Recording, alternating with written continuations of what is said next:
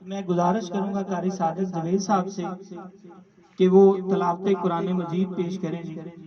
उनके ही जाते जाते उनसे तलावत सुनते हैं उनकी बड़ी खूबसूरत आवाज में कारी सादिक जवेद साहब।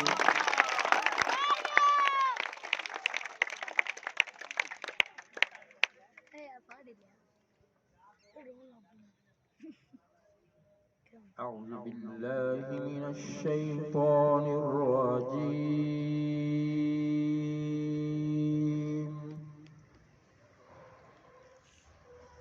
بسم الله الرحمن الرحيم.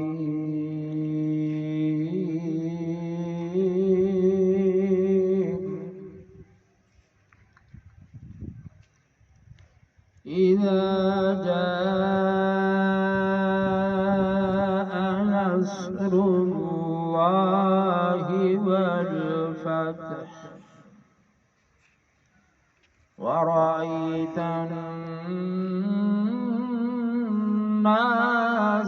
يدخلون